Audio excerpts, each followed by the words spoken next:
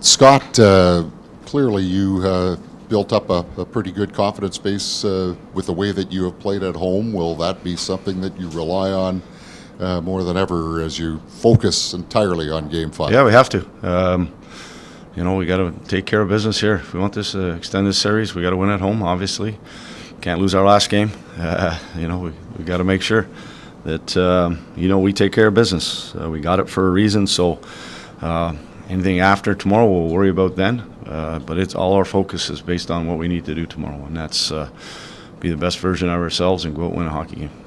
So with the idea for tomorrow at home, you've had about the same number of shots at home that you have had on the road, but you've scored about 3 times as many goals. When you analyze, are the scoring chances, are the areas that you're taking those shots from at home, do they differ greatly from the shots that aren't going in on the road? We had 70 shot attempts last night, so I haven't looked at all 70 where they're all coming from, but I would say that there are a lot of rebounds. There are a lot of second opportunities. There are a lot of unscreened shots just from last night.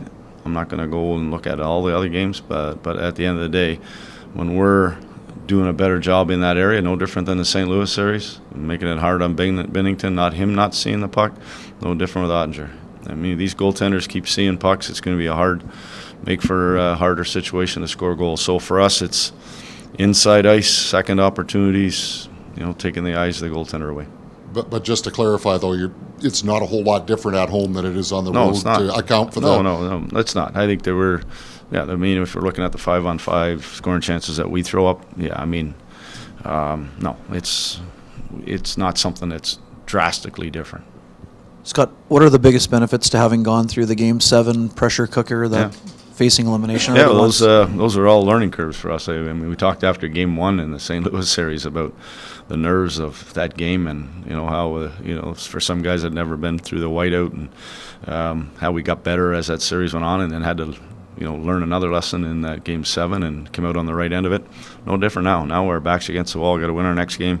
That's all part of that. This time of year, there's some guys that have never done it before. There's some guys that haven't done it since 2018.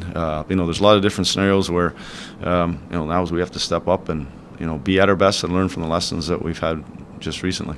So just one of the odd statistical oddities, Kyle Connor had 9 power play goals, but he hasn't had one since December. And having been around Ovechkin and seen where teams try to take guys away, what kind of benefits can you take from that, knowing that you've always had 5 threats on the power play this year? Yeah, I think that everybody knows that they are going to look at Casey and try not allow him to have that shot, just much like we're trying to do with certain players on Dallas. And he hasn't gotten one in a while, and he knows it. But at the end of the day, it hasn't changed how he goes out. He still looks if he's the guy that they're going to focus in on. And if you want to talk about Ovi, it was Oshie or Backstrom or Carlson or somebody else has stepped up, and that's what it has to be. And it's Gabe, it's Scheif, Ehlers, those guys have to make sure. But for me, it's when we're with our power play, when we're attacking, when we're in attack mode, and when we're pounding pucks and we're getting them there,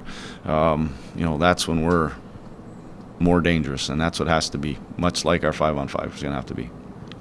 Can you recall a time when your team's come back from a 3-1 playoff deficit? Yeah, you guys ask me this stuff. I don't look back too much. Yeah. I haven't. I know there has been some, but I'm not 100% on those. Okay. Nothing comes right to my head. So there's no words of wisdom that you take back and reproduce. No, I think you know what to me, we're learning lessons along through this year, this playoffs, and it's just put it into that. If it's helped you in Game 1 and Game 2 of this series, let's make sure it helps you in Game 5 of this series. Blake Wheeler was on the TV panel last night, kind of questioning why you'd break up the top line when they've been so productive all year. Can you kind of give some insight on that? Had a lot to do with matchups. Yeah, the way they're Yep. playing. Yep. Plan for tomorrow? We'll see. Okay. One other thing, the TV crew came up with some Hellebuyck stats that, the worst road save percentage in forever. Make that make sense. This is a team game. I'm not putting this all on Helly's shoulders. No chance. You know what? Can he be better? He'd be the first to admit he can. Can we be better as a group in front of him? For sure. Can we score more goals for him? Get leads earlier? All those things. Do those things, and then everything will work itself out. Last one, guys. Is there a faith in your group knowing that you guys have been able to compartmentalize wins or losses and just move on to the next one? Does that kind of give you a little bit of faith that you can just focus on Game 5, not have to worry about Game 6 and 7 with this group? Yeah, we've talked about it all year long. We've gone through situations much like that, and I know the regular season is a different animal than what it is in the playoffs, but we've gone through it. We went through it in St. Louis, losing the games down there, Game 4 down there, coming home big at 5, losing Game 6, coming home here for Game 7. These are all just lessons, like I mentioned, that you've been through it. Maybe this is a little different because it is elimination games from this point forward, but it's still lessons learned, and those are things that for our group that and I often talk about is can't do anything about what happened last night. There's some things we'll look at. There's some areas we need to improve on. There's some matchups that we have to that hopefully will get more in our favor being at home and take advantage of those.